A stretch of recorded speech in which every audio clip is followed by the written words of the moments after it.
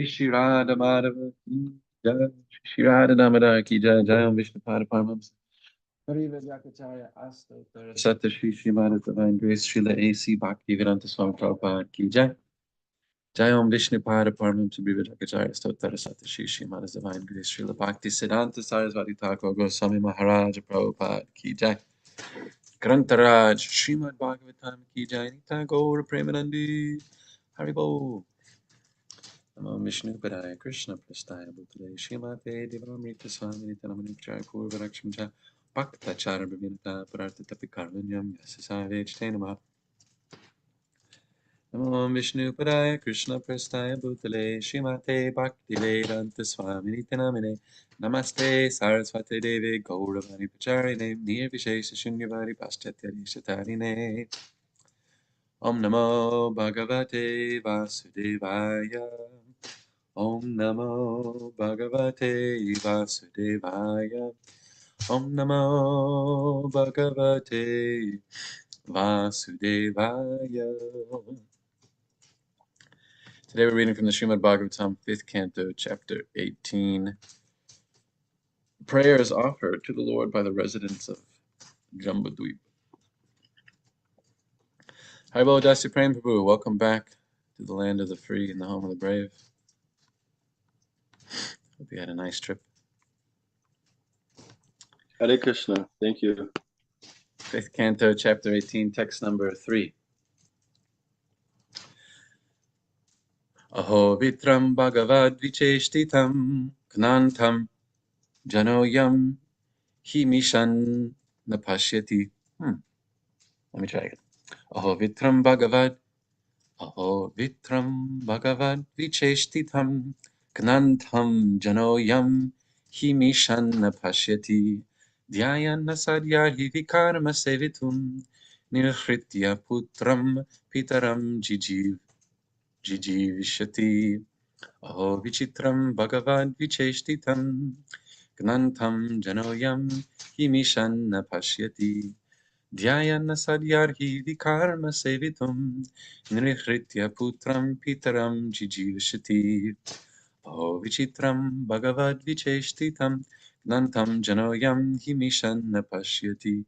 Dhyayan asadyarhi vikarma sevitum nirhritya putram pitaram jijivishati. Word for word translation says, Aho, alas, vichitram, wonderful. Just not the sort of wonderful that George Gershwin was singing about. Bhagavat vicheshtitam, the pastimes of the Lord, gnantam, death. Janaha, a person. Ayam, this. He, certainly. Mishan, although seeing, napashyati, does not see. Dhyayan, thinking about. Asat, material happiness. Yarhi, because. Vikarma, forbidden activities. Sevitum, to enjoy. Nirhritya, burning. Putram, sons. Pitaram, the father. Jijivishati, desires a long life. It's a phrase we see often in our text. Sapashyati, napashyati. Although one is seeing, they don't really see. Translation and purport by His Divine Grace, Srila A.C. Bhaktivedanta Swami Prabhupada. Prabhupada Ki Jai. Let me just remember who was speaking here. It's the Lord of Bhadrashrava, the ruler of Bhadrashrava, which is a location that I don't really know much about. There's so many places in this universe we know nothing about. We hardly know anything about our neighbors, what to speak of other portions of the universe. But here, this devotee, the Lord of Bhadrashrava, he says, "Alas, how wonderful it is that the foolish materialist does not heed the great danger of impending death. He knows that death will surely come, yet he is nevertheless callous and neglectful. If his father dies, he wants to enjoy his father's property. And if his son dies, he wants to enjoy his son's possessions as well. In either case, he heedlessly tries to enjoy material happiness with the acquired money. Alas, how wonderful." Purport by Srila Prabhupada. Material happiness means to have good facilities for eating, sleeping, sexual intercourse, and defense. Within this world, the materialistic person lives only for these four principles of sense gratification, not caring for the impending danger of death. After his father's death, the son tries to inherit his money and use it for sense gratification. Similarly, one whose son dies tries to enjoy the possessions of his son. Sometimes the father of a dead son even enjoys his son's widow. Krishna.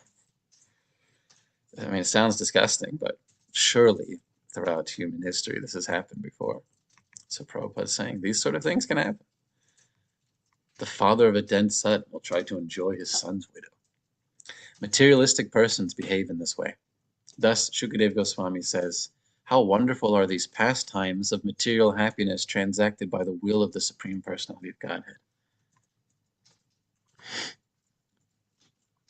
He's saying, Shukadeva Goswami says, I guess Shukadeva Goswami is speaking for this ruler of Bhadrashrava.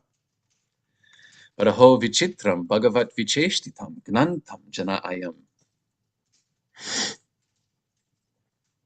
He says it's wonderful, bhagavat vicheshtitam. This is the pastime of the Lord. What is that pastime? Gnantam. Oh, I should probably finish reading the purport before commenting. But doesn't Krishna say in Bhagavad Gita, Mrityu sarva haraschaham? I'm the death of all living beings. That's part of his pastimes. It's part of his lila. And it's wonderful. Amazing. How wonderful are these pastimes of material happiness transacted by the will of the Supreme Personality of Godhead. In other words, materialistic persons want to commit all kinds of sinful activities, but without the sanction of the Supreme Personality of Godhead, no one can do anything.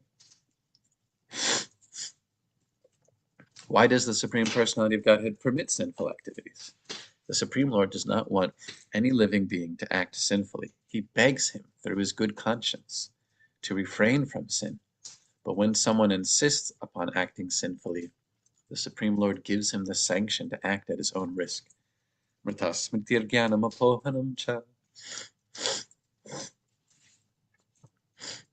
one can do anything without the sanction of the Lord, but he is so kind that when the conditioned soul persists in doing something, the Lord permits the individual soul to act at his own risk. According to Srila Vishwanatha Chakravarti Thakur, sons always outlive their fathers in other planetary systems and other lands in this universe, especially on Svargaloka. However, on this planet, Earth, a son often dies before his father, and the materialistic father is pleased to enjoy the possessions of his son. Neither the father nor the son can see the reality that both of them are awaiting death. When death comes, however, all their plans for material enjoyment are finished. Just nectar. Sweet, sweet nectar. Srila Prabhupada ki jai. Om Gyana Timarandasya Gyananjana Shalakaya Chakshurmilitam Yena Tasmai Shri Gurave Shri Chaitanya Manobishtam Stapitam yena bhutale swayam rupa kadamayam tadati svaparantikam Vandeham Shiguru Shiyuta Parakamalam Shigurun Vaishnavam Scha Shirupam Sagrajatam Sagana Raganatam Vitam Tam Sajivam Sadvaitam Savadutam Parijana Sahitam Krishna Chaitanya Devam Shri Radha Krishna Param Sahagana Lalita Shri Vishakam Vitam Scha Hey Krishna Karuna Sindhu Dinabandho Jagapate Gopesha Gopika Kanta Radha Kanta Namostute Tapta Kanchana Gaurange Radhe Vrindavaneshwari Rishabhana Sutta Devi Pranamami Hari Priya Vanchakalpatarubhyascha Kripa Sindhubhya Eva Cha Patitanam Pavanebhyo Vaishnavibhyo Namo Namaha Jaya Shri Krishna Chaitanya Prabhu Nityananda Shri Advaita Gadadhara Shivasari Gaura Bhaktavinda Hare Krishna Krishna Krishna Hare Hare Hare Rama Rama Rama Hare Hare.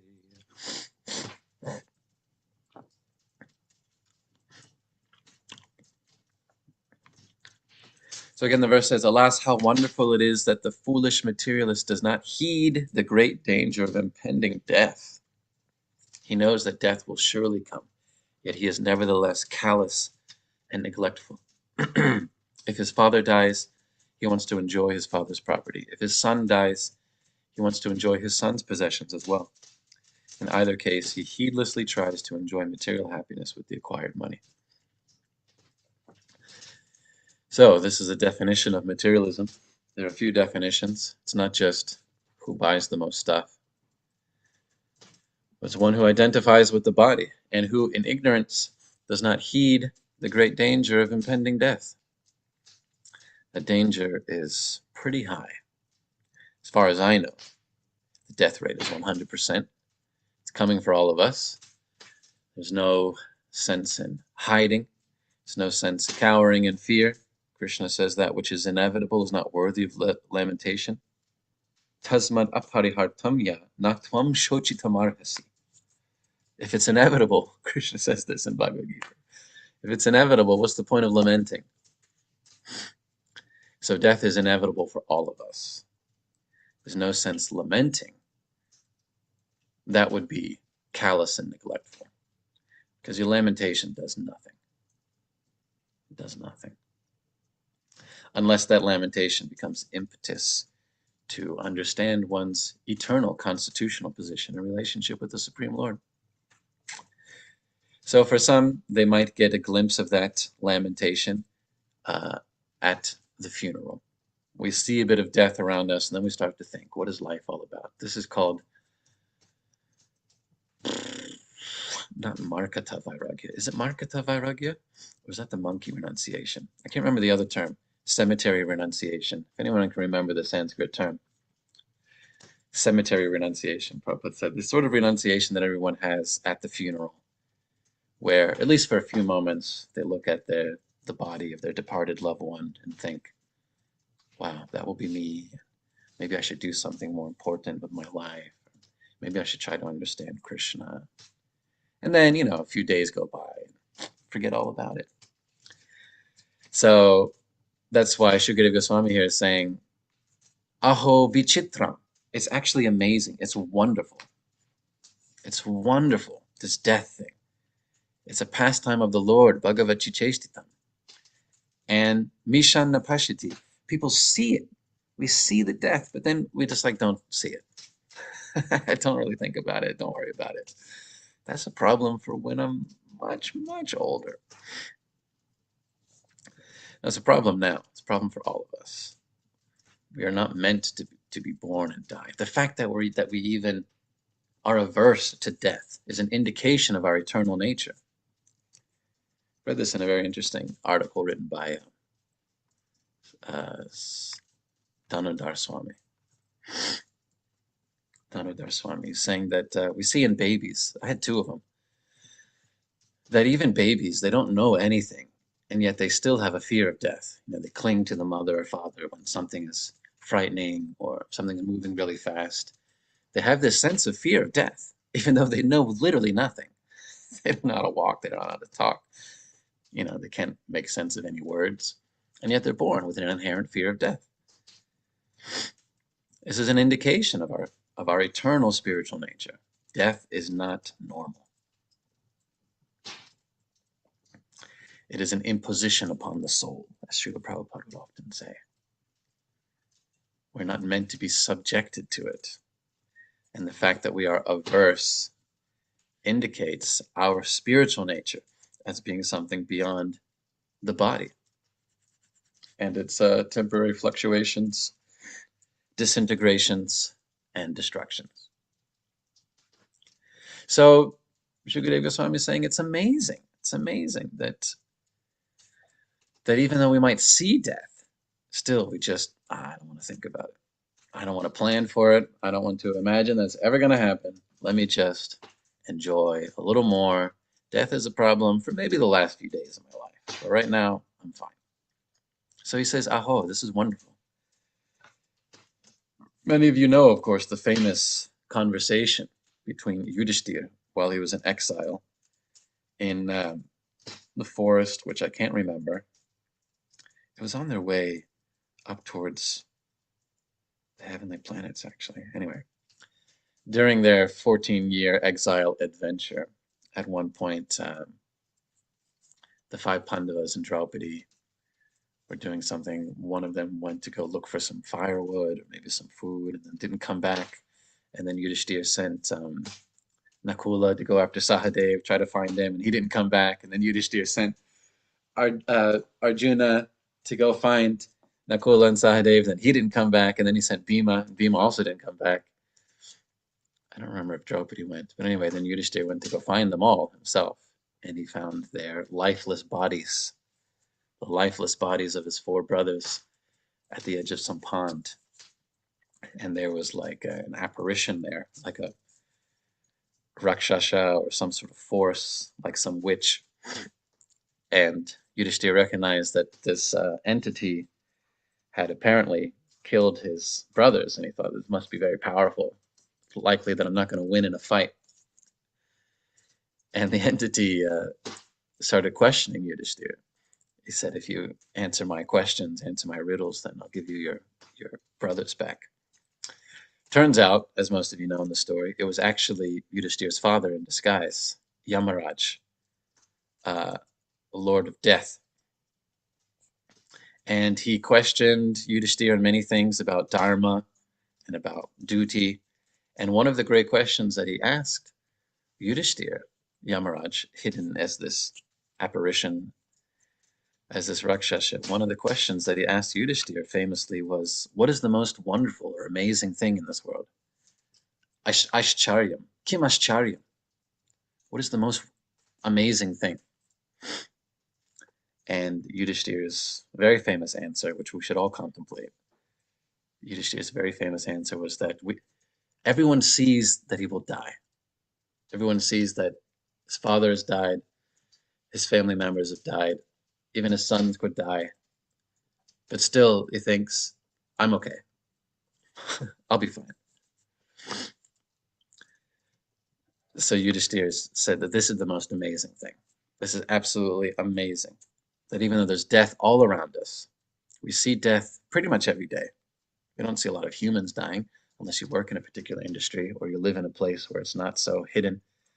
But there's death all around us, and yet each person thinks, it's not a problem for me. I don't need to worry about it. So Ascharya, he says, this is the most amazing, remarkable things. Mishan napashiti, although seeing, you don't really see the urgency of the situation. The devotees, of course, are different. We should see that death is coming. It's important to contemplate and to prepare for. I was very fortunate that for whatever reason, maybe by just some causeless mercy of the Lord, I began to contemplate death at a relatively young age, much to the ire of my mother and father, who didn't think it was very cool to always be talking about it.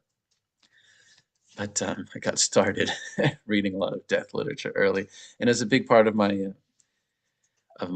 calling towards Krishna consciousness. I really wanted concrete answers about the nature of death, what the transition is like, if there's something that persists beyond the body, because I had that sort of intuition that even that we should have some fear of death shows that there must be something beyond that we hope to preserve. So I was fortunate that I started at a young age, and fortunately, by the grace of the Lord and His devotees, came across Bhagavad Gita, which is just so clear. It's really the first lesson that Krishna gives to Arjuna as an instruction. His first lesson. Actually, his first lesson to Arjuna, as they're discussing, is to insult him, call him Klybium. That's what bros do, you know. If you hang out with bros, sometimes they kind of like insult each other as an expression of love. So Krishna says to Arjuna, Klybium masma gamaha partha. Impotent. He's having a bit of a poke at his friend and devotee Arjuna. He said, where does this impotence come from? Kutastva kashmalamidam. Where does this impurity come from? That you should fear death, basically.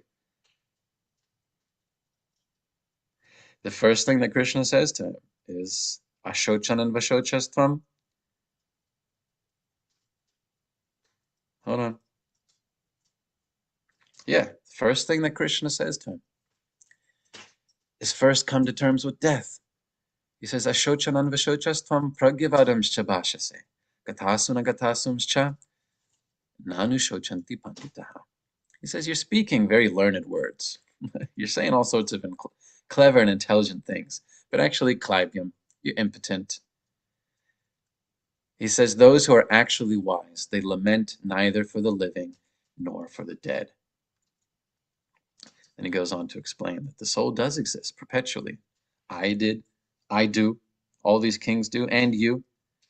And then, of course, the famous verse, Dehinosmin yatha dehe. You have to recognize empirically, intelligently, that the body is changing and the sense of self stays the same. We should know that the soul is something beyond the body, asmin dehe, within the body. It's very important for us to contemplate it. So we are so fortunate as devotees that we have a lot of great death literature. We should not hide away from it. We should not be sentimental about it. Sentiment doesn't really benefit anyone. Oh, whoa. Here Krishna is saying, don't lament. If we are wise, if we know, then we need not lament. In fact, we should become prepared. Of course, just on a tangent, a side note, it's natural for us to miss association with people who inspire us and who love us and care for us. So it's obviously the most natural thing. And especially for great Vaishnavas, our acharyas say that feeling the separation from Vaishnavas after their departure, it's like burning in fire, smashing head against the rock. But this is a spiritual feeling. This is a spiritual emotion. To want to be in the association of people who uplift us in Krishna consciousness. But as for their bodies, Krishna makes very clear, a wise person should not lament. Nanu shochanti panditaha. Gatasum, agatasumscha, whether the body is there or not there. A wise person should not lament.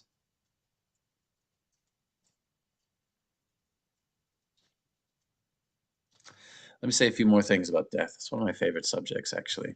Not that I'm like some fetishist, but I think that our understanding of death, our treaty that we make with death in life, defines so much about what we think we are and what we're doing. And the avoidance of the topic is one of the most definitive ideologies. To not think about it, to not be prepared, to imagine it's not going to happen, is actually one of the most definitive qualities. It really shapes a person in ignorance. And so we had best come to terms. In the third canto, chapter 31, text number 44, Srila Prabhupada says something very interesting about death, where he says that it is the completion of a set of activities. The completion of a set of activities. And this is something that we can meditate upon, contemplate. We do many sets of activities every day. It's a very mathematical way of looking at it. A set is a combination of things that are of the same category. You might have a set of clothes or a set of foods in your refrigerator. And when they're completed, you might get another set. We perform activities that are in a set, perhaps the activities of going to work, which include getting dressed, taking transportation, appearing in the right place, doing the work, going back. This is a set of activities. And when that set is completed, then that whole thing is done. We do sets of activities all the time. And so Prabhupada says that similarly, this whole lifespan is just one set of activities. Not much different from the set of activities of doing your laundry. You start at one point, you go through the middle, the different phases, and then it's completed, and you do something else. Or the set of activities of preparing some breakfast. You do this, and you do this, and you do this, and then you do that. When the set is completed, it's done. So Prabhupada says, third canto, chapter 31, text number 44, death is the completion of a set of activities. It's just a series of activities in relation to this particular body. And that set is finished. And then we just move on to the next one. Prabhupada says some more here. He says, actually, we do not die. The body, of course, dies. He says, we actually do not die. At death, we are merely kept inert for some time, just as during sleep. At night, we sleep and all our activities stop. But as soon as we arise, our memory immediately returns. And we think, oh, where am I? What do I have to do? This is called Suptotita Nyaya. Suptotita Nyaya, if I understand correctly, refers to the logic of sleeping and awakening. Suptotita. Suppose we die. Die means that we become inert for some time and then again begin our activities. Again, contemplate that this whole lifespan of this one body is just a set of activities. Then there's a little time of inertia, excuse me. And then again, the activities resume in another body. When I finish the set of activities called my laundry, then there's some inertia. The laundry is not going to be done for a couple of days. And then again, the laundry has to be done. On and on and on it goes. You always have to do laundry. Never ending. So many things you just have to do. Sets of activities over and over and over again. You complete the set. There's a brief time of inertia where that activity is not being performed, and then it must happen again. We have to eat. There's a set of activities around eating, cooking, offering to Krishna, consuming, cleaning up. And then for some time, that activity is not happening until again. So Prabhupada says we don't actually die. It's just a bit of inertia, like during sleep. The day's activities stop, then you arise, the memory returns, and we continue.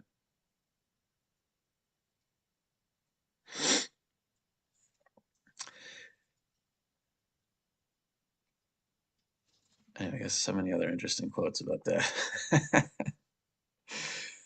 I find it really interesting for us to be prepared, for us to really come to terms with it.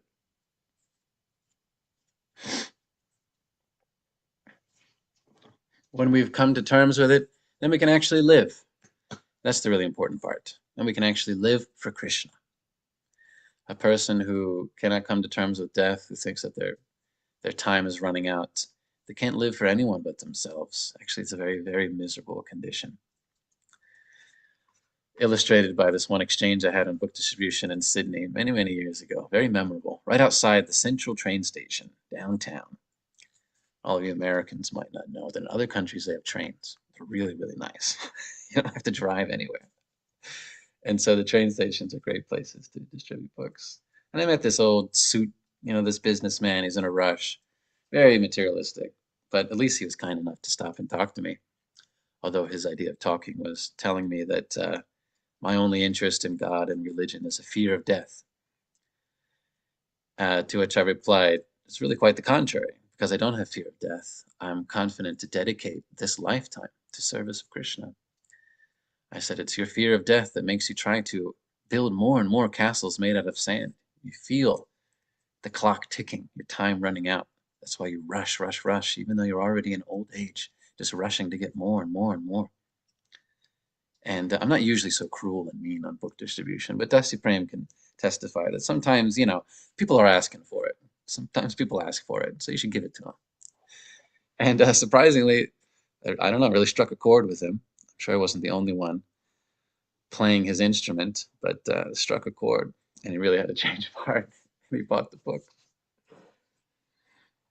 So that's the truth for a devotee who really understands the science of death, who really understands that it is natural occurrence, not something to be feared, that it's a completion of a set of activities, that asmin dehe, the soul is within the body and will continue, will persist either in another body or in the spiritual world. Then for that devotee, there's no hesitation to give to Krishna. For those who have fear of death, thinking that their time limit is almost up, they're just in such anxiety about what they can get and enjoy right now. Such anxiety. But the devotee is liberated from that anxiety, and they know, I can give this life for Krishna. And that is just so glorious and so wonderful.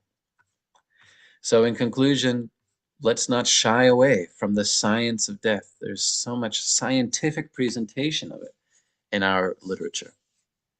So many places about what the experience is like. For example, in the third canto, I can't remember which chapter, Lord Kapila Dev's instructions to his mother, Devahuti.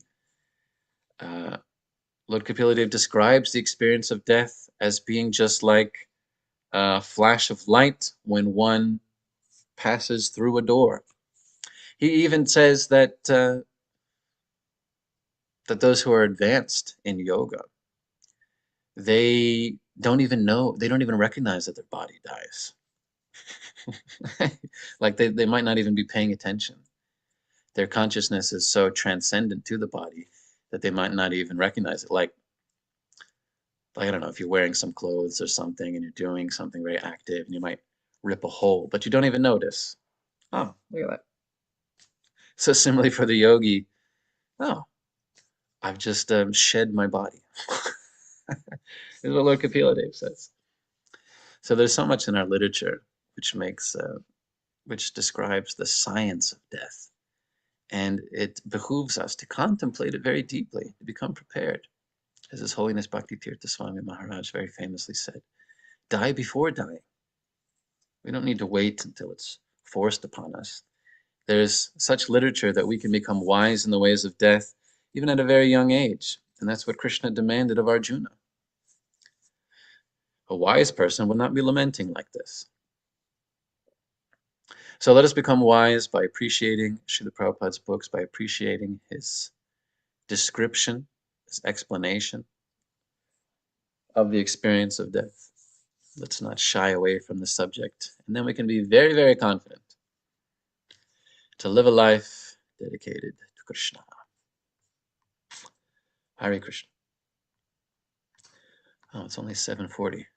Time flies when you're having fun. Okay, I guess I'll comment just a little bit more on the other subject of this purport, which is that materialistic happiness is just so profane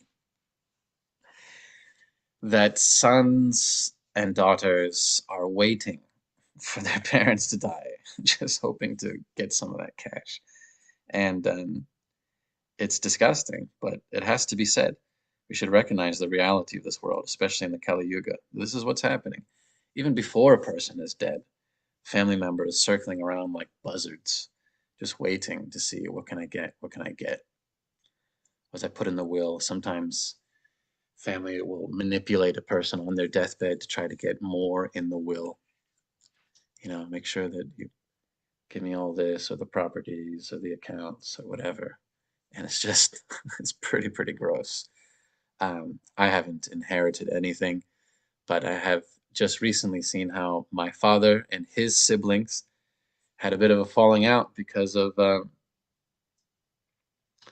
their mother passing away. My grandfather passed away a long time ago, but then, all the assets were in her hands, particularly a property with quite a bit of land down in Florida. And and then my father and her sister had quite an argument with their brother over it.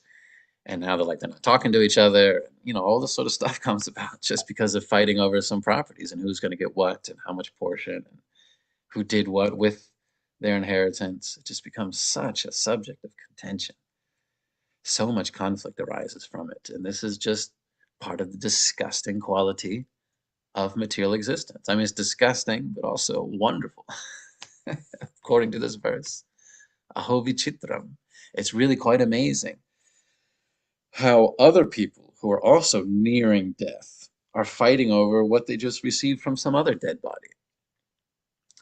And it's quite sad. I'm not trying to make light of it or insult anyone who's going through this. It's just we have to recognize that this material world is no place for a gentleman, and that even such horrible, disgusting things as described in this purport are common.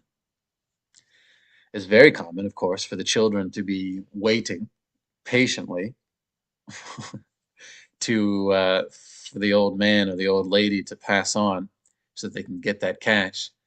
But even in some extreme cases, the parents will be happy to inherit whatever belonged to the son. Not so common for a lot of us these days because if you're a millennial or younger, ours is the first generation in America to have less than our parents. So our kids aren't going to get much. Anyway, let's not get into economies.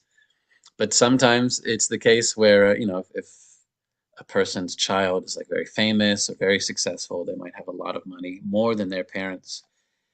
And and then even those parents could be hoping that I'll get something if the child dies. Let me make sure that I get something from it. Even try to enjoy the property, even try to enjoy their widows. It sounds disgusting. We're thinking, no, I mean, how is that possible? But we cannot underestimate, the propensity for materialistic people to try to enjoy the body no matter what the circumstances. For some people, that propensity is so inherent that even in the verge of death, they just cannot help but try to enjoy with the body, enjoy in all sorts of horrible, sinful, immoral ways. Hence that illustrative parable about, the man who's like, remember the story, this parable, the man is like hanging from a branch underneath a pit, above a pit with like a lion who's ready to eat it. And there's some venomous snake that's coming along on the branch to bite him, and then the branch is also breaking or something. But so just in that moment, as he's on the verge of death, a little bit of honey drips out from a beehive into his mouth, and he's like, it just extends his tongue a little bit. Oh, I can enjoy for a second. But that's our quality. That's our quality, even in such an auspicious and horrible situation like being on the verge of death or having family members die all around us. Still, for some people, they just think, well, let me just try to enjoy what I can. So let us not make light of that propensity. It's in all of us. It's in this body. But the bhakti yogi, the devotee, is meant to transcend that tendency, to try to justify everything for the sake of sense enjoyment, even death. The devotee is supposed to do so much better than that. The material sense gratification is not worth it, that we should justify death of our family members or death of other creatures we need for sense enjoyment in the form of eating meat. So what if you die? I want to eat this food. Or in our consumption, in our lust for consumerism, it literally kills people. I'm not trying to get too political here, but literally. as part of my duty, I had to take my mother-in-law's visiting. We had to go to some mall, to do shopping for the holidays. And I was literally sick to my stomach. I can't do it. I'm not a consumer type. But I saw in this mall, all this crap being bought and sold, mostly clothes. And because I'm interested in the subject, research, where these companies, these labels are producing their goods, and how much of it is done by slaves, and how much of it literally results in someone's death. So much useless crap that we will consume in this country. It is literally the result of someone's death. Someone had to die to make the useless crap that we want. And this insensitivity to death is just, it's the definition of materialism. Well, so what if slave children in sweatshops in Bangladesh actually died? I get to buy a shirt at Walmart for only, $8. A shirt costs 10 cents to make, but whatever. I paid Walmart $8, $9, $10. It's just so disgusting. There's actual death, actual blood on the products that we buy. You've all heard me say this so many times. I'm sorry for repeating myself, but there's more slavery now than there's ever been in recorded human history. There's more slavery now. And a lot of the stuff we get, unfortunately, is implicit. And I'm not innocent, unfortunately, but trying to contemplate it a lot more and do what I can. So, yeah, so when we read this purport, where Prabhupada's saying that even a father might be looking at his son's death and think, how do I enjoy those assets, or how do I enjoy his widow? We should recognize that propensity is in us. In fact, we might be doing it right now when we consume products, knowing full well that on the other end of its manufacture, someone could very well have died to produce it. But still, gotta have it.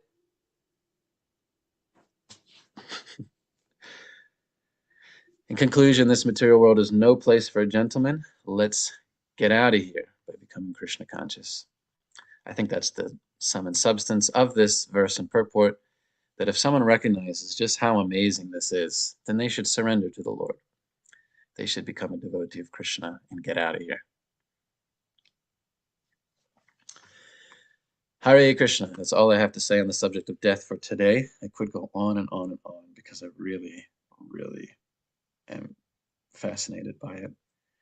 But I do know that it's a sensitive subject. I don't want to belabor the point, beat the dead horse. Just ask if any devotees have any comments or anything they'd like to add. And then I suppose we should read something about Srila Jiva Goswami, whose disappearance day is today.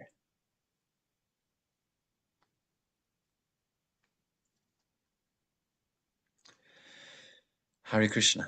No thoughts about death from the devotees? All right. Let's see what Srila Jiva Goswami. I didn't really prepare anything about Jiva Goswami. Of course, we all know Srila Jiva Goswami. Today's his disappearance day. This is the day that he died, so to speak, although he's certainly a transcendent being. But Srila Jiva Goswami was younger and came along a bit later than the others of the 6 Goswamis. And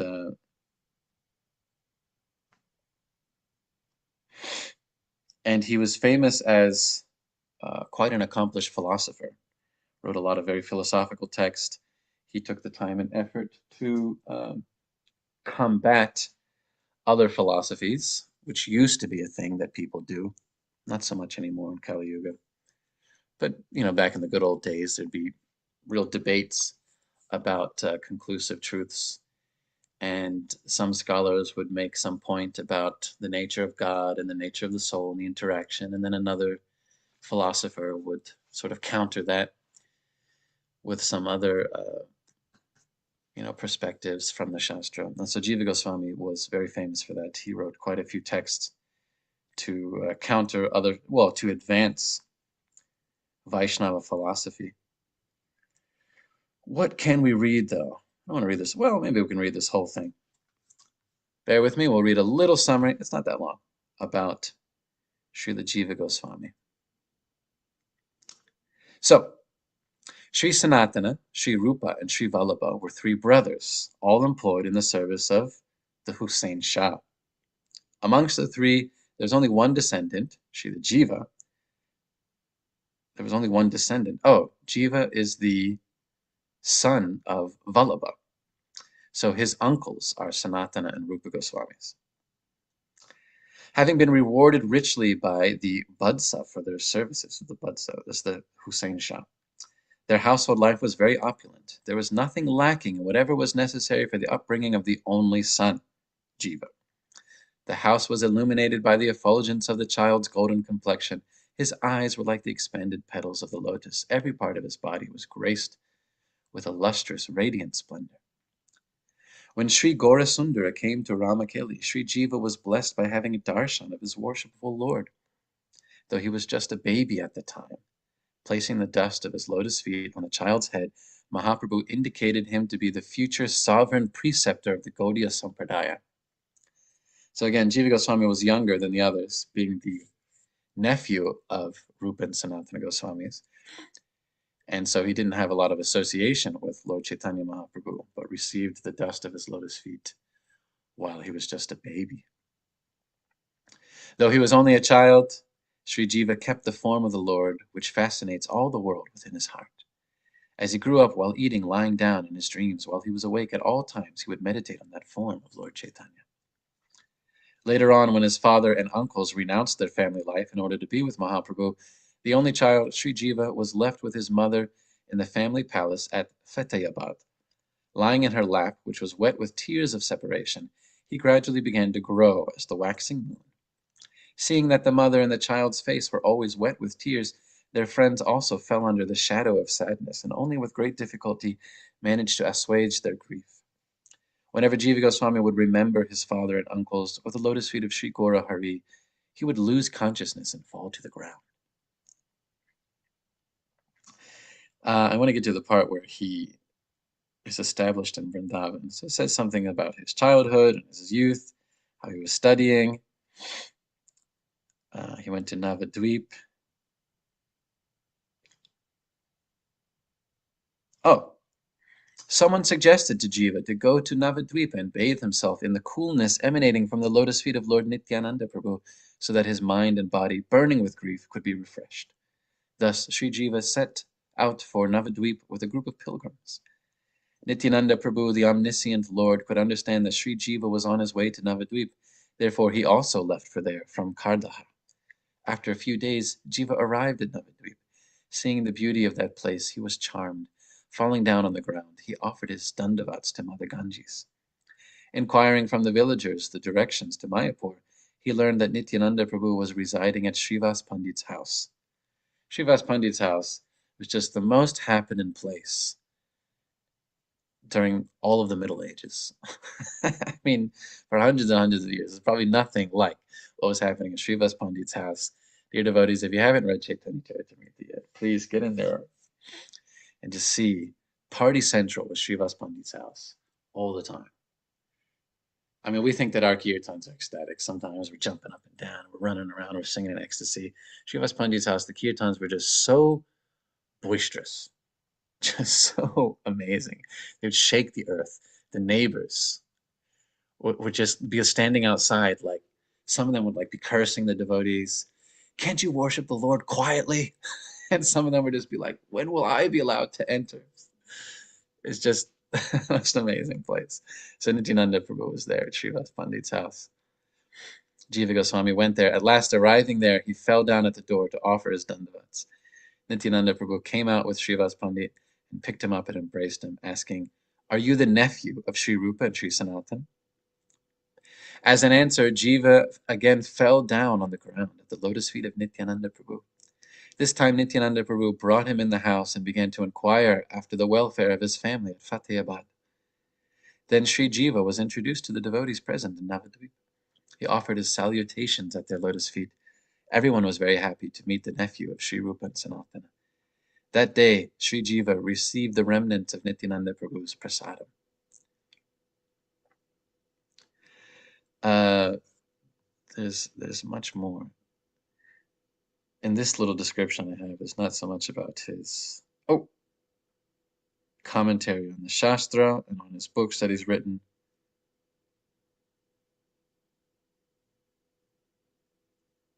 Yeah, one paragraph just about what Jiva Goswami was especially famous for. As I said, he was the greatest scholar, and he established Vaishnava Siddhanta and combated with other philosophers, which was socially acceptable at the time. So it says here that after the disappearance of Sri Rupa and Sanatana, Sri Jiva continued the tradition they had inaugurated. Once Sri Jiva traveled to Agra to debate with the Rajputs concerning the glories of Jamuna and Ganga rivers. He established that the Jamuna is more glorious than the Ganga, as the Ganga emanates from Krishna's lotus feet, whereas the Jamuna is his own consort. At this, the Mughal emperor was very much satisfied and wanted to present him something. Sri Jiva replied that he would accept some blank papers. So the emperor presented Jiva some stained paper. At that time, paper was very rare, and most manuscripts were usually composed on banyan leaves.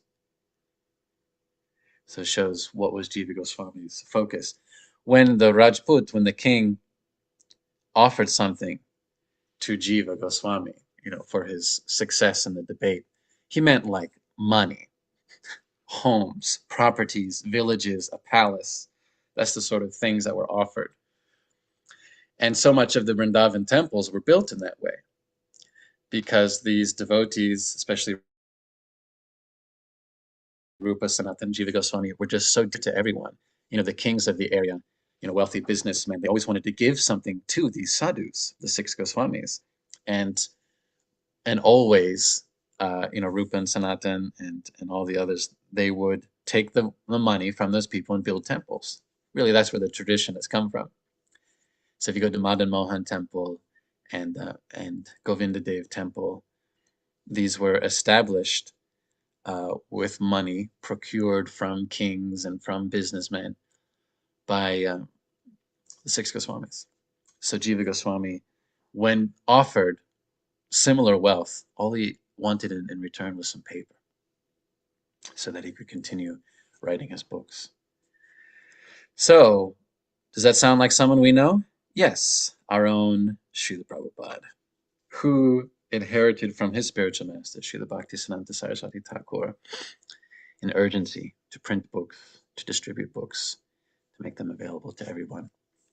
So that's our tradition, that's our sampradaya. So today we should be grateful to Srila Jiva Goswami for establishing very conclusively Vaishnava Siddhanta. Those of you who have come to Krishna consciousness know that the philosophy of Krishna consciousness is very comprehensive. And that didn't happen automatically. It's because great devotees established that philosophy and resolved any sort of doubts, made things so clear and so accessible to all of us. And Jiva Goswami was especially one of the most prominent figures in doing that. Hare Krishna, 8 o'clock on the dot. Thank you so much, dear devotees, for tuning in and for listening to Srimad Bhagavatam class. Grantaraj Srimad Bhagavatam ki jai, Srila Prabhupada ki jai, Srila Jiva Goswami ki jai, Nitai Gaura Premanandi, Hari Hari Bo.